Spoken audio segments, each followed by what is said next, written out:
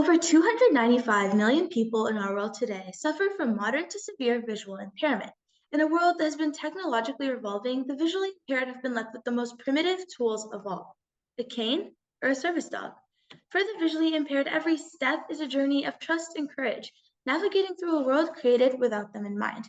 To better understand the struggles of the visually impaired, we reached out to our now business advisor, Mr. Chad E. Foster. Mr. Foster grew up as an ambitious young man, but faced the difficulty of becoming visually impaired at the age of 21 years old. Despite this, he persevered to become a sales expert, generating billions of dollars, and now tells a story to success as an international keynote speaker and author in his very own book, Blind Ambition.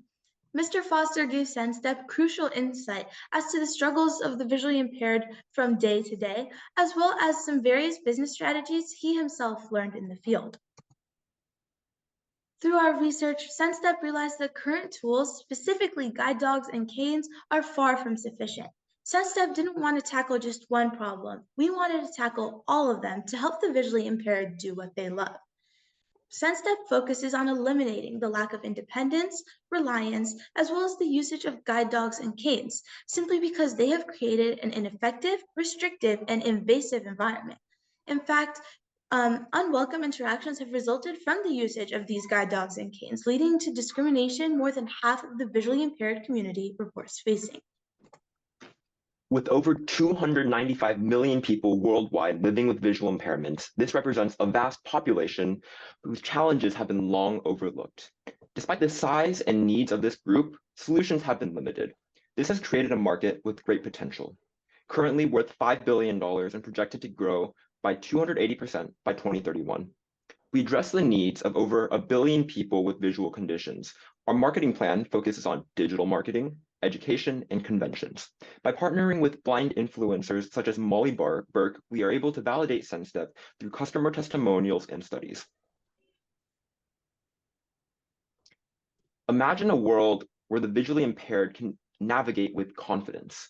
SenseStep is a smart insole that uses ultrasonic sensors to detect obstacles and provide tactile feedback through vibrations. Our next step is integrating time-of-flight sensors, which are able to provide us a multi-zone distance reading for wider field of view obstacle detection, combined with a Google Maps-powered mobile app for turn-by-turn navigation, merging safety and convenience into an intuitive experience. Our insole prototype currently costs $50 to produce, but we aim to reduce this to $33 by 2028, ensuring affordability through economies of scale. At launch, we plan to offer it at $299, allowing us to reinvest in further innovation and expand access. Our approach focuses on partnerships. Finish your last sentence. On partnerships with nonprofits, rehabilitation centers, and footwear companies to ensure that as many people as possible are able to benefit from this life-changing technology, regardless of their financial situation. Okay, great. Thank you both. You did it. Congratulations. If you could stop sharing your screen, please, and we'll let the judges start their questions. Oh, Lord. Let's see. Doctor, you can start first. Right. Very, very impressive and very futuristic indeed. Yes, and much needed too, without a doubt. But my question with you is, I have two questions. One is basically, how did you get in touch with Chad Foster? That's a great question. So I was going through researching who would be the best spokesperson or the best person to speak to the challenges of the visually impaired.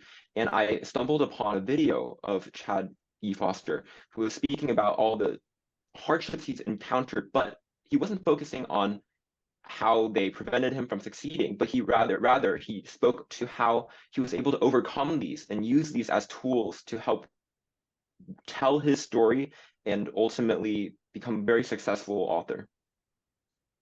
And then, oh, sorry, I failed to answer your question, but I connected with him on LinkedIn. Super, well done. Thank you.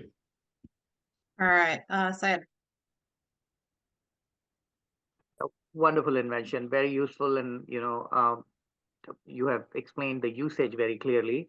My question is, what is the scale of testing? How many people have you tested it on? And what are some of the initial barriers that you noticed? I can go ahead. Actually, you go ahead. Oh, okay. So far, we've tested it amongst our group members, And we would be testing it with actual blind individuals. However, given that there is a risk for potential incidents to occur, we aren't quite ready for that stage yet. Simply because our next course of action is testing it on connections that we have that are actually visually impaired, just to get their feedback. In our first round of testing, we found out that the product was really, really comfortable, but we noticed that one thing that we wanted to do was change the placement of the sensors because it sort of maximizes how effective it is. So we're currently working on that. Our first prototype was really successful through the people we tested it on, but the one that we're currently working on, we imagine is going to be so much more effective, especially based on the research that we collected and the data that we collected in our first experimental group. Great. All right, Marcelo. Congratulations, guys. As an inventor, I have some tips to you. I always think about usability and design, because without this thought, maybe you cannot convince people to have this product.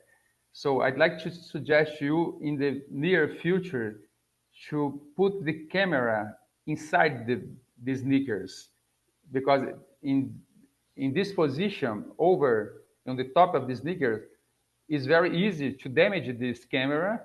And of course, people are blind, they don't know what they are wearing regarding is it fashion or not, but it would be better for them if this camera would be more discreet than in this way that I'm seeing. But congratulations, you have a great future in this project.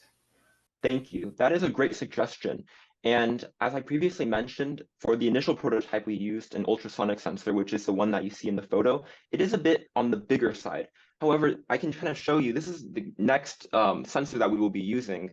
It's much smaller. And then we envision placing this in perhaps a different spot, maybe not necessarily on top of the front of the sneaker, but perhaps in like a necklace or some other placement, other position of the body that would make it less visible and also less susceptible to being damaged or dirt getting onto it. Okay, any additional questions from the judges? We still have like a minute. Yes, I did mention I had a second question. My second question is, have you gotten back to Chad Foster since your prototype was designed? Yeah, so we've actually been quite in touch with him simply because throughout our journey, we were going through different designs and then also we were pitching it to so many different people. So after each one, we would always email back Mr. Foster, tell him how everything went, and he would always respond and give us some additional feedback. So we've been very in touch with him. He plans on becoming even more in touch with us because after we get FDA approval for this, we plan on reaching out to visually impaired nonprofit centers since Mr. Foster is very well connected with them. So we see this being able to be accessible to these centers in order to better distribute it. Wow, nice. Awesome. Well done.